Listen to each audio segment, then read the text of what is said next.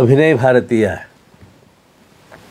ರಂಗಚಾತುರ್ಮಾಸ್ಯದ ಕೃಷ್ಣ ಪಾರಿಜಾತದ ಮಾತುಕತೆಯ ಮುಂದಿನ ಭಾಗ. ಎಲ್ರಿಗೂ ನನ್ನ ನಮಸ್ಕಾರ. ಮಕ್ಕಳಿದ್ರೆ ಎಂಥವ್ರು ಇರಬೇಕು ಅಂತನ್ನೋದನ್ನು ನಿನ್ನೆ ದಿವಸ ನಮ್ಮ ಭಾಗವತ ಪ್ರಶ್ನೆಯನ್ನು ಮಾಡಿದ್ದಾನೆ. ಭಾಗವತ ಪ್ರಶ್ನೆ ಮಾಡ್ತಕ್ಕಂಥದ್ದು ಕೊರವಂಜಿ ಅಂದರೆ ಕೃಷ್ಣ ಪರಮಾತ್ಮ, ಭಗವಂತ. ಕೃಷ್ಣಸ್ತು ಭಗವಾನ್ ಸ್ವಯಂ.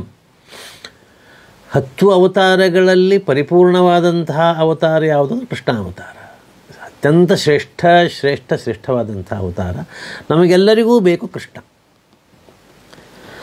ಅವನು ಕೊರವಂಜಿಯಾಗಿ ಬಂದಿದ್ದಾನೆ. ಅವನು ನಮಗೆ ಹೇಳ್ತಾ ಇದ್ದಾನೆ,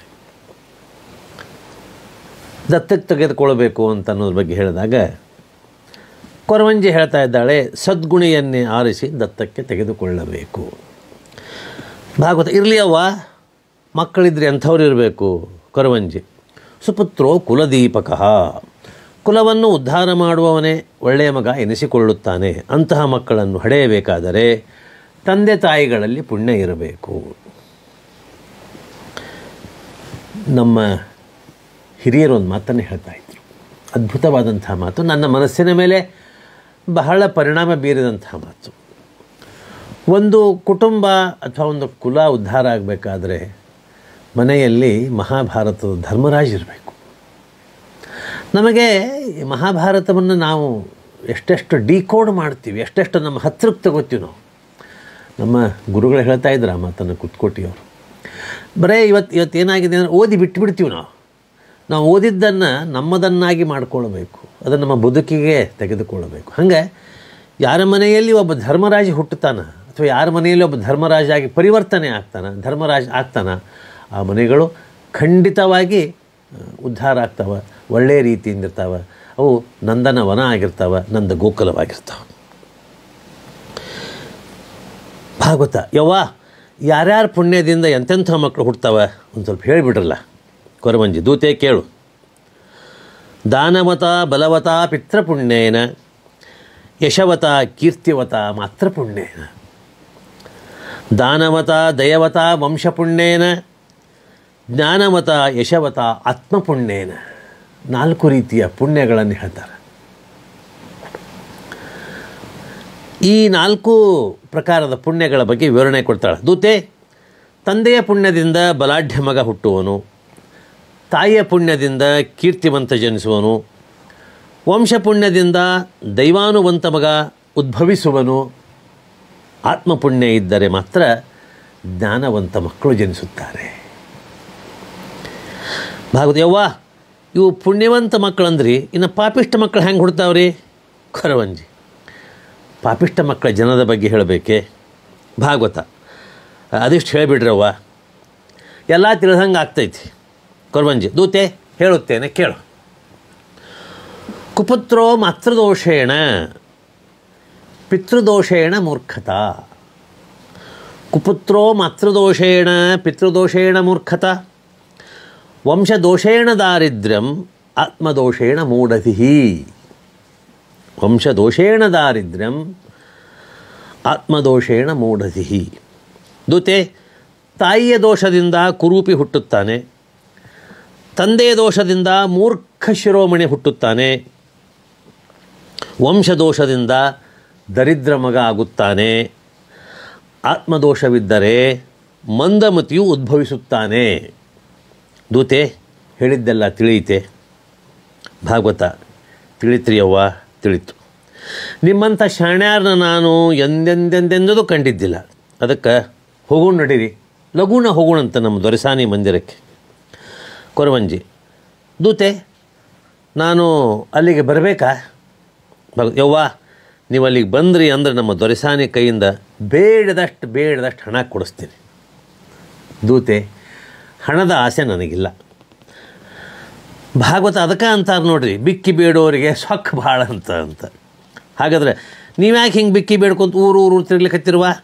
ಕೊರವಂಜಿ ದೂತೆ, ಪರಹಿತಕ್ಕಾಗಿ ವೇಷ ಧರಿಸಿ ಹೊರಟಿದ್ದೇನೆ. ದುಡ್ಡಿನ ಮೇಲೆ ವ್ಯಾಮೋಹ ನನಗಿಲ್ಲ. ಜಗತ್ತಿನಲ್ಲಿ ಹಣವೇ ಶ್ರೇಷ್ಠವೆಂದು ತಿಳಿದಿರುವೆಯಾ?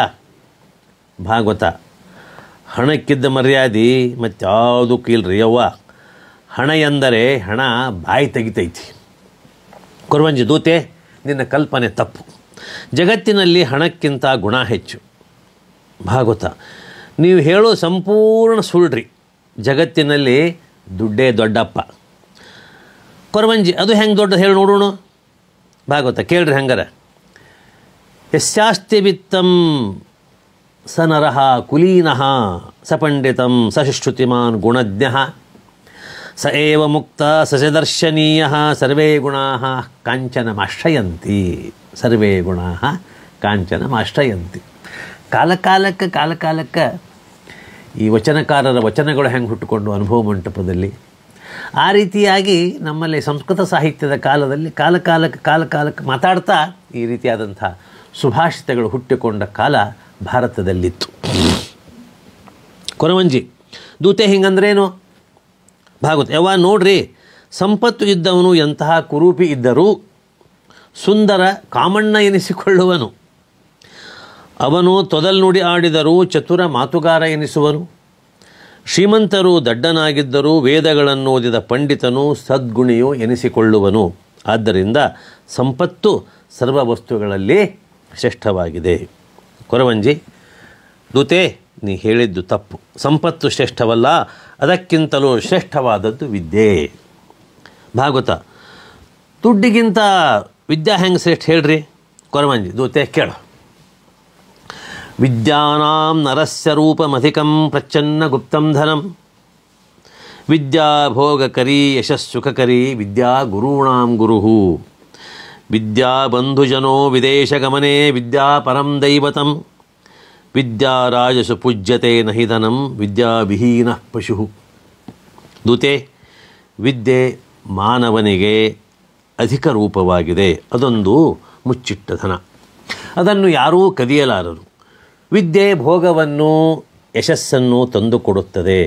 ಆದ್ದರಿಂದಲೇ ವಿದ್ಯೆಯನ್ನು ಗುರುಗಳ ಗುರುವೆಂದು ಕರೆಯಲಾಗುವುದು. ವಿದ್ಯೆ ಬಂಧುಜನರಲ್ಲಿಯೂ ವಿದೇಶ ಸಂಚಾರದಲ್ಲಿಯೂ ಪರದೈವ ಎನಿಸಿಕೊಂಡಿದೆ.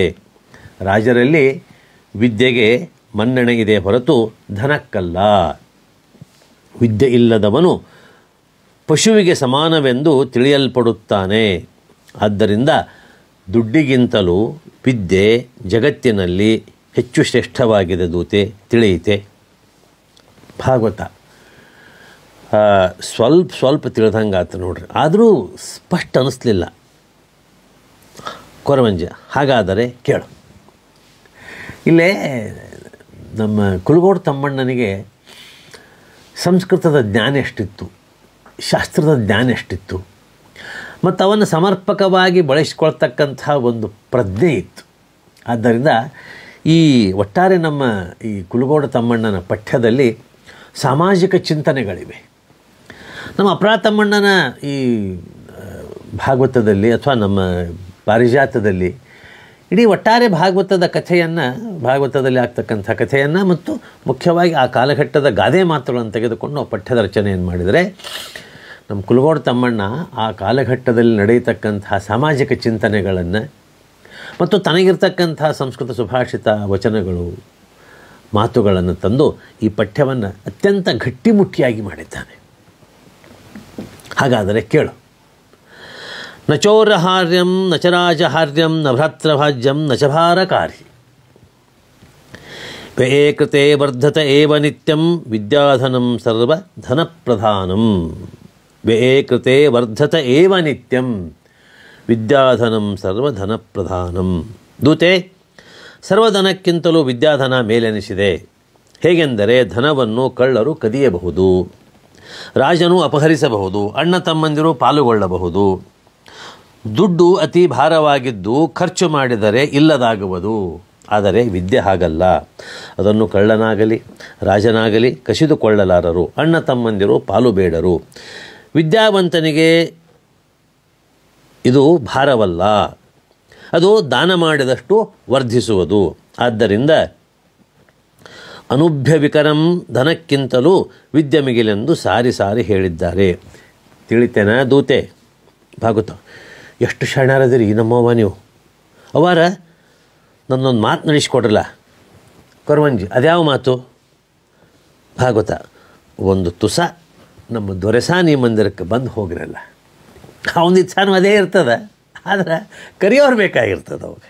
ಕರವಂಜಿ ದೂತೆ, ನಿಮ್ಮ ದೊರೆಸಾನಿ ಮಂದಿರಕ್ಕೆ ಬರುವ ಇಚ್ಛೆ ನನಗಿಲ್ಲ, ಆದರೂ ನೀ ಪದೇ ಪದೇ ಕರಿತಿದಿ ಅಂದ ಮೇಲೆ ಬರುತ್ತೇನೆ, ನಡೆ ಹೋಗೋಣ ಭಾಗವತ. ಹಿಂಗೆ ಬರ್ರಿ.